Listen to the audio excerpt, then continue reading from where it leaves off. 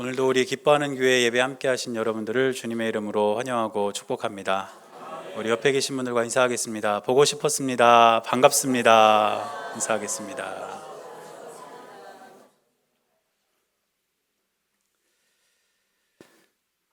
지난주에 태풍이 올라왔는데 제가 요즘에 태풍의 태자만 들어도 노이로제에 걸릴 것 같아요.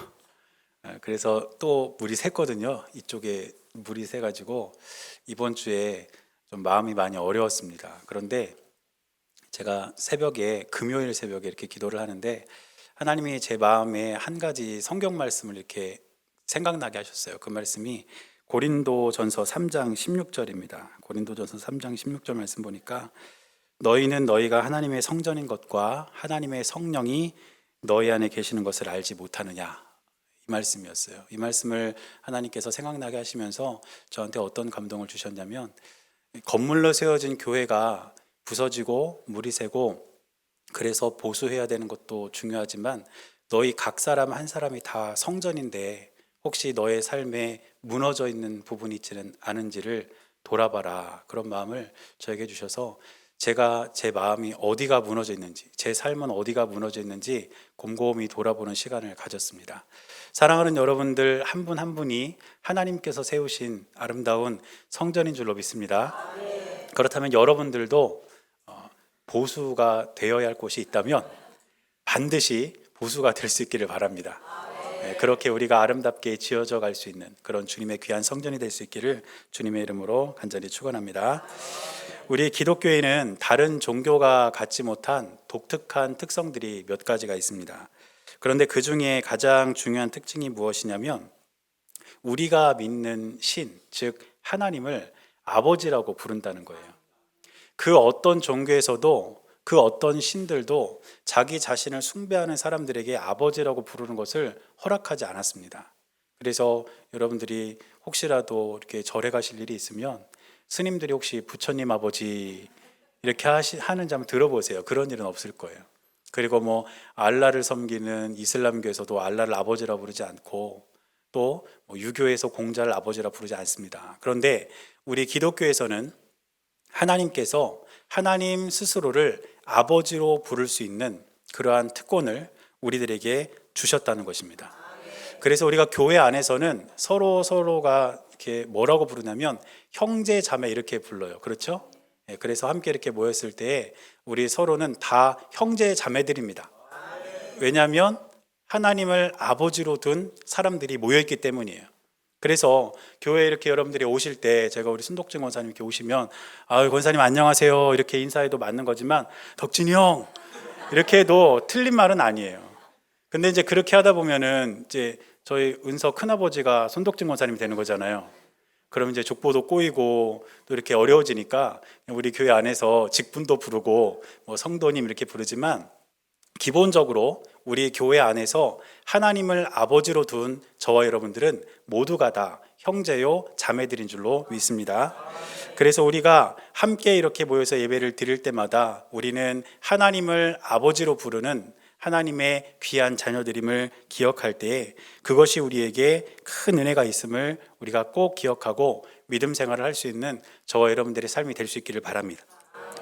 그렇다면 하나님을 아버지라고 부르는 것, 이것이 우리에게 어떤 은혜가 있는지, 그리고 그것은 과연 무슨 뜻인지 오늘 본문을 통해서 한번 살펴보려고 하는데, 첫째로 생각해 볼 것이 무엇이냐면 우리는 어떻게 하나님의 자녀가 되는가 하는 문제입니다. 바꿔 말하면 어떻게 하나님이 우리의 아버지가 되시는 것인가, 이 문제입니다. 이 문제에 대한 답이 오늘 우리가 읽은 본문의 12절에 나와 있습니다. 12절 말씀 보니까 영접하는 자, 곧 그 이름을 믿는 자들에게는 하나님의 자녀가 되는 권세를 주셨으니, 이렇게 기록하고 있습니다. 우리가 하나님의 자녀가 되는 방법, 하나님이 우리의 아버지가 되는 순간, 그 순간이 언제냐면 저와 여러분들이 예수 그리스도를 영접하는 바로 그때에, 우리가 예수님의 이름을 믿는 그때에 하나님이 우리의 아버지가 되고 우리는 하나님의 자녀가 되는 줄로 믿습니다. 제가 결혼하기 전에 청소년부를 이렇게 담당해서 이제 사역을 할 때인데 중고등부 아이들 사역을 하다 보니까 뭐 간식거리들도 챙겨줘야 되고 이렇게 그래가지고 마트를 자주 갔어요. 대형 마트를 자주 가서 거기서 이제 간식도 사오고 필요한 물건도 사오고 그런 적이 있었는데, 한 번은 마트를 갔는데 지금 생각해 보니까 한 4살, 뭐 3살 요 정도 되는 아이인 것 같아요. 이제 막 말을 시작한 아이. 그런데 그 아이가 울면서 마트를 막 돌아다니는 거예요. 근데 보니까 막 이 눈물이 자국이 막 나고, 또 손에는 뭐 먹을 거 하나 들었는데 그것도 막 넘어졌는지 막 뭉개져 있고 옷도 막 다 지저분하고, 이 아이가 마트를 막 돌아다니는 거예요. 그러니까 이제 사람들이 막 웅성웅성 하면서 그 우는 아이 곁으로 이렇게 모였습니다. 저도 아이 울음소리가 나니까 궁금하잖아요. 그래가지고 저도 그쪽으로 이렇게 갔어요. 가서 도대체 어떤 애가 울고 있나 해서 사람들하고 저렇게 가서 그 아이 이렇게 봤습니다. 근데 정말 막 안타까울 정도로 아이가 막 울고 있더라고요. 근데 그 아이가 갑자기 이제 막 울다가 이렇게 저를 딱 보더니 아빠! 그러는 거예요. 저는 그때 결혼도 안 했을 때였거든요. 야, 내가 왜 네 아빠야? 그래가지고 아니라고 했더니 걔가 제 바지끄레기를 막 끌어안고 아빠 하면서 울어요. 그러니까 옆에 있는 그 사람들이 아유, 젊은 사람이 아무리 창피해도 그렇지 자기 자식을 자식이라고도 안 한다고 막 이러는 거예요. 그래가지고 얼마나 난감한지 생전 처음 본 애가 아빠라고 하니까, 그래가지고 나중에 이제 그 마트 그 안내 데스크 있잖아요. 거기로 이제 데려가가지고 그 아이를 찾아줬어요. 근데 여러분, 아무리 이 아이가 저를 아빠라고 부른다고 해서 제가 아빠가 될 수 있나요? 될 수 없습니다. 아무리 이 아이가 저를 보고 아빠라고 불러도 저는 그 아이의 아빠가 될 수가 없어요. 여러분, 우리가 교회에 와서 다른 사람이 하나님을 아버지라고 부르니까 나도 한번 아버지라고 불러볼까 해서 하나님 아버지 이렇게 부른다고 해서 하나님이 우리의 아버지가 되는 게 아닙니다. 하나님이 우리의 아버지가 되는 순간은 언제냐면 예수 그리스도를 영접할 때, 그리고 그 이름을 믿을 때, 바로 그때 하나님이 나의 아버지가 되고 우리가 하나님의 자녀가 되는 줄로 믿습니다. 그러므로 저와 여러분들은 항상 주님 안에서 우리 주 예수 그리스도를 우리 마음으로 영접하고 그 이름을 믿어야만 우리는 하나님을 아버지로 부를 수 있다는 사실을 기억하시길 바랍니다. 오늘 본문에서 이 영접하다라고 되어 있는 단어의 뜻이 뭐냐면 하나가 되다, 받아들이다, 이런 뜻이에요. 그러니까 예수님을 내가 영접한다, 이 뜻은 예수님을 내 마음으로 받아들인다, 예수님을 내 삶으로 받아들인다, 또 예수님과 내가 하나가 된다, 이런 뜻입니다. 바로 그때 하나님이 우리의 아버지가 되는 것이고, 오늘 사도 요한은 영접하는 것과 그 이름을 믿는 것을 동일하게 그렇게 설명을 하는데, 이름을 믿는다는 것은 어떤 뜻이냐면 성경에서 이 이름은 단지 그냥 그 사람의 이름만을 의미하는 것이 아니라 그 사람의 인격, 그리고 그 사람의 삶의 모든 것을 의미하는 것입니다. 그래서 그 이름을 믿는다, 이 말은 그 이름을 가진 그 사람의 인격과 삶 전체를 내가 믿고 받아들인다, 바로 이 뜻입니다. 사랑하는 여러분, 저와 여러분들이 하나님의 자녀가 되는 순간, 그 순간은 언제냐? 예수 그리스도를 우리의 삶으로 받아들이면서 우리 예수님께서 저와 여러분들이 행하신 모든 일들을 믿을 때에 저와 여러분들은 하나님의 자녀가 되고 우리 하나님은 우리들의 아버지가 되시는 줄로 믿습니다. 그러므로 저와 여러분들은 항상 우리 주님을 우리의 삶으로 받아들이면서 우리가 하나님의 자녀가 되었다는 사실을 기쁨으로 여기며 하루하루를 믿음으로 살아갈 수 있는 저와 여러분들의 삶이 될 수 있기를 주님의 이름으로 간절히 축원합니다. 그런데 오늘 본문에서 보니까 사도 요한은 하나님의 자녀라는 부분을 설명하면서 이 자녀라는 말에 해당하는 단어를 굉장히 독특한 단어를 쓰고 있습니다. 우리나라 성경에 번역된 것은 그냥 자녀 이렇게 되어 있지만 이 자녀를 표현한 헬라어 단어가 뭐냐면 테크논이라는 단어입니다. 그런데 이 단어가 왜 독특하냐? 이 단어는 자녀를 의미하는 헬라어의 여러 단어들 중에서 낳았다라는 개념이 가장 강한 단어입니다. 그래서 이어지는 13절 말씀을 보니까 다음과 같이 기록하고 있습니다. 이는 혈통으로나 육정으로나 사람의 뜻으로 나지 아니하고 오직 하나님께로부터 난 자들이니라. 하나님께로부터 낳았다는 것, 하나님이 낳으셨다는 것은 그 사람이 자신의 자녀라는 가장 강력한 증거인 줄로 믿습니다. 그렇기 때문에 우리가 예수 그리스도를 영접할 때 그분의 삶과 인격 전체를 우리가 우리의 온 삶으로 받아들일 때 저와 여러분들은 거절할 수 없는 하나님의 자녀가 되는 것이고, 하나님은 우리의 아버지가 되는 것입니다. 이 은혜가 우리 모두에게 있게 되시기를 주님의 이름으로 간절히 축원합니다. 그렇다면 하나님은 왜 우리를 아버지라고 부르라고 하셨을까? 여러분, 이런 생각 한번 해보셨어요? 하나님이 굳이 왜 우리를 아버지라고 부르라고 하셨나? 하나님 삼촌이나 하나님 아저씨 이렇게 부르라고 하지 않고 하나님 아버지 이렇게 부르라고 하신 이유가 뭘까? 이 사실에는 굉장히 독특하게 강조되는 것이 있습니다. 그것이 무엇이냐면 책임감입니다. 성경에서 자녀와 부모의 이 관계에서는 책임감이 있습니다. 그래서 구약 성경에서도 보면 이제 특별히 족장 시대에 자녀들을 이렇게 축복할 때 본인의 수명이 다해서 죽기 직전에 자녀들을 축복하는데, 그때 자녀에게 축복하는 하나하나가 자녀들에 대한 책임감을 가지고 축복을 하게 되어 있습니다. 그래서 우리가 하나님의 자녀가 되었고 하나님 우리의 아버지가 되었다는 것, 하나님이 우리를 아버지로 부르라고 말씀하신 것에는 하나님께서 우리를 책임지시겠다는 하나님의 선언이 담겨 있다는 것입니다. 사랑하는 여러분, 저와 여러분들의 아버지이신 하나님이 저와 여러분들의 삶을 책임지신다는 사실을 반드시 기억할 수 있기를 바랍니다. 우리는 하나님이 책임지는 인생들입니다.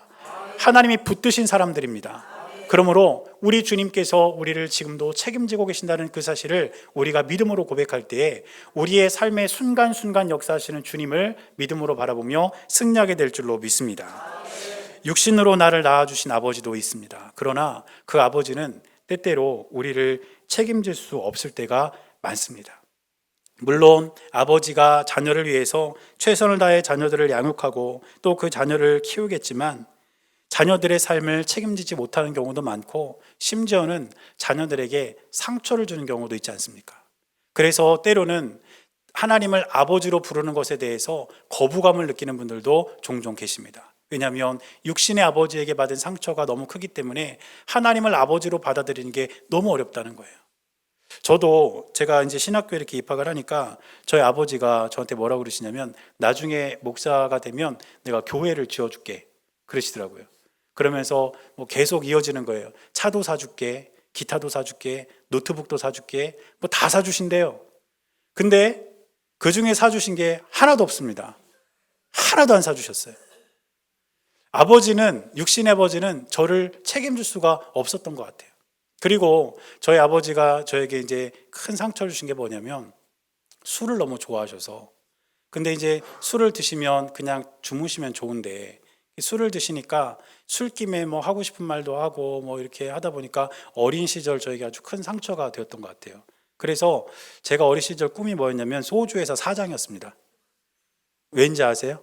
제가 돈을 많이 벌어가지고 소주회사 사장이 된 다음에 그 회사를 내 손으로 그냥 망가뜨려 버리려고, 그래서 대한민국에서 술을 다 없애버리려고 했어요. 근데 제가 목사가 되는 바람에 그 꿈을 못 이뤘는데, 지금 우리나라 그 소주회사, 맥주회사들은 제가 목사가 된 걸 굉장히 감사하게 생각해야 돼요. 안 그랬으면 우리나라에 술이 없을 수도 있어요. 그만큼 저희 육신의 아버지가 저에게 상처를 주기도 했습니다. 이게 육신의 아버지가 가진 한계 아닙니까? 저도 저희 아이를 키우면서 저 아이를 책임지고 저 아이에게 최대한 할 수 있는 걸 해주려고 노력을 하지만 가끔 가다 보면 이 아이가 삐져 있어요. 왜 삐져 있을까요? 뭔가 서운하다 이거 아닙니까? 한계가 있는 거 아니겠어요?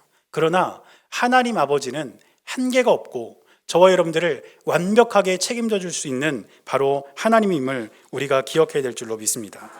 그래서 저와 여러분들은 항상 하나님이 나의 아버지가 되시는데, 그 아버지는 나의 인생을 책임질 수 있는 분, 나를 지금도 붙들고 계시는 분, 그래서 내 삶을 지금도 가장 좋은 길로 이끌어 가시는 분이라는 사실을 기억하고 날마다 하나님 아버지의 품 안에 거할 수 있는 저와 여러분들의 삶이 될 수 있기를 주님의 이름으로 간절히 축원합니다.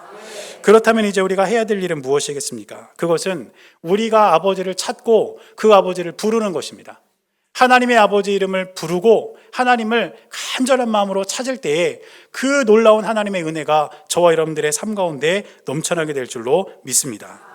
오늘 우리가 이미 살펴본 것처럼 요한은 우리가 예수 그리스도를 영접할 때 하나님의 자녀가 된다 했습니다. 또 마태복음 6장 보면 예수님께서는 주기도문을 가르쳐 주시면서 하늘에 계신 우리 아버지여 이렇게 부르라고 하셨어요. 그런 다음에 그 뒤에 이어지는 신약 성경을 보면 하나님 아버지라는 말이 수도 없이 많이 나옵니다. 그 전까지는 하나님을 아버지라고 부른 적이 없었습니다. 그런데 요한이 예수님을 믿는 순간 하나님 우리 아버지가 되신다는 사실을 이야기하고, 또 예수님도 하늘에 계신 우리 아버지여 이렇게 부르라고 기도를 가르쳐 주신 뒤에 성경을 기록한 수많은 성경의 저자들은 하나님을 아버지라고 부릅니다. 그래서 사도 바울도, 베드로도, 야고보도, 요한도, 유다도 성경을 쓰면서, 서신서를 쓰면서 하나님을 아버지, 아버지, 아버지 이렇게 부르면서 당신의 사랑하는 그 마음을 표현하고 있는 것을 볼 수가 있습니다.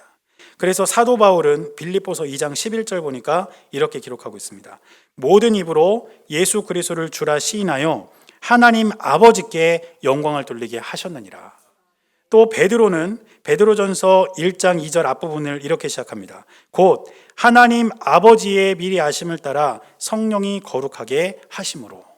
또 야고보는 어떻습니까? 야고보는 1장 27절에 보니까 하나님 아버지 앞에서 정결하고 더러움이 없는 경건은 곧 고아와 과부를 그 환난 중에 돌보고 또 자기를 지켜 새 속에 물들지 아니하는 그것이니라. 사도 요한은 요한이서 1장 3절에서 이렇게 기록합니다. 은혜와 긍휼과 평강이 하나님 아버지와 아버지의 아들 예수 그리스도께로부터 진리와 사랑 가운데서 우리와 함께 있으리라. 또 마지막으로 유다는 유다서 1장 1절을 이렇게 시작합니다. 예수 그리스도의 종이요 야고보의 형제인 유다는 부르심을 받은 자 곧 하나님 아버지 안에서 사랑을 얻고 예수 그리스도를 위하여 지키심을 받은 자들에게 편지하노라. 이처럼 하나님을 아버지로 부를 수 있는 자격이 우리에게 주어졌다는 사실이 밝혀지고 난 뒤에 수많은 성경의 저자들은 하나님을 아버지로 불렀고, 예수님을 믿는 수많은 믿음의 선조들도 하나님을 아버지라고 불렀습니다. 그렇다면 저와 여러분들도 우리 하나님을 아버지로 부르며 그 하나님 아버지가 지금도 우리의 삶을 지키고 계심을 날마다 믿음으로 고백할 때에 우리의 삶에 은혜와 사랑이 넘쳐나게 될 줄로 믿습니다. 하나님을 표현하는 수많은 상징들이 성경에는 존재합니다. 어떤 곳에서는 전능하신 하나님, 어떤 곳에서는 치유하시는 하나님, 또 어떤 곳에서는 사랑의 하나님, 은혜의 하나님, 이런 하나님을 수식하는 모든 그런 말들이 있는데, 이 모든 것을 하나로 압축한다면 그것은 바로 아버지 하나님입니다. 아버지 하나님께서 우리의 삶 가운데 함께 하셔서 때로는 전능하신 능력으로 우리의 삶을 지켜주시고, 때로는 은혜를 주시고, 때로는 사랑을 부어주시고, 때로는 우리의 병든 몸과 마음을 치유해 주시면서 우리를 하나님 사랑으로 품어 안아주신다는 사실을 기억하면서 우리는 아버지 되신 하나님을 날마다 부르며 주님께로 나아갈 수 있는 저와 여러분들의 삶이 될 수 있기를 간절히 축원합니다. 오늘은 세계의 모든 교회들이 함께 지키는 세계 성찬주일입니다. 그리고 또 우리 교회는 매달 첫째 주일을 성찬과 함께하는 예배로 드리면서 이 성찬을 나누며 예배를 드리는데, 예수님을 기념하는 것이 성찬의 여러 가지 의미 중에 중요한 그런 개념 중에 하나입니다. 그런데 하나님께서 예수님을 이 땅에 보내주시면서 주신 이름이 있습니다. 마태복음 1장 23절을 보면 천사를 통해서 요셉과 마리아에게 예수님의 탄생을 알리시면서 하나님께서는 그 이름을 임마누엘이라 하라 이렇게 하셨습니다. 그 임마누엘의 뜻이 무엇입니까? 하나님이 우리와 함께 계신다. 우리가 예수님을 기억할 때마다 반드시 기억해야 될 것이 무엇이냐면 하나님이 저와 여러분들의 삶 가운데 함께 계신다는 것입니다. 아버지 되신 하나님이 저와 여러분들의 삶 가장 가까운 데서 함께 계시면서 우리의 모든 필요를 채우시고 우리를 붙드시며 지금도 우리와 함께 하신다는 사실을 기억하면서 하나님 아버지를 부르고 그 아버지 되신 하나님과 믿음으로 살아갈 수 있는 저와 여러분들의 삶이 될 수 있기를 바랍니다. 그래서 이 시간 함께 성찬을 나눌 때에 이 성찬 가운데 우리 주님 임재하시고 또 이 성찬을 통해 하나님이 우리와 함께 하신다는 사실을 우리가 다시 한번 우리 마음 가운데 새길 수 있는 귀한 성찬의 시간이 될 수 있기를 주님의 이름으로 간절히 축원합니다. 기도하겠습니다. 사랑하는 주님, 아버지 되신 하나님께서 지금 이 시간 우리의 삶 가운데 친히 함께 하시며 우리의 모든 삶을 진리로 이끌어 주심을 우리가 기억합니다. 예수 그리스도를 믿을 때에 우리가 하나님의 자녀가 되고 하나님이 우리의 아버지가 되신다는 사실을 우리가 기억합니다. 아버지 되신 하나님께서 우리의 삶을 책임지시고 우리의 삶을 지금도 인도하고 계시는 줄로 믿사오니 그 아버지 하나님을 우리가 온 마음 다해서 바라보게 하시고 믿음으로 하루하루를 살아가는 우리의 삶이 될 수 있도록 인도하여 주옵소서. 사랑하는 주님, 주님께서 귀하게 사랑하신 우리 성도님들 가운데는 하나님의 전에 나와 예배드리고자 하는 마음이 있지만 육신의 고통으로 인해서 때로는 치료를 받는 분도 계십니다. 하나님, 그 병상에 찾아가 주셔서 하나님의 능력의 팔로 얹어주시고 아버지 되신 하나님께서 그 모든 치료의 과정 가운데 함께하여 주셔서 건강을 회복하게 하시고 그 몸과 마음에 하나님의 놀라운 은혜가 임할 수 있도록 주님 역사하여 주시옵소서. 이 시간 예배 가운데 주님 함께 하시고 우리의 예배 가운데 주님 영광 받아 주셨음을 믿으며 살아계신 예수님의 이름으로 간절히 기도드렸습니다. 아멘.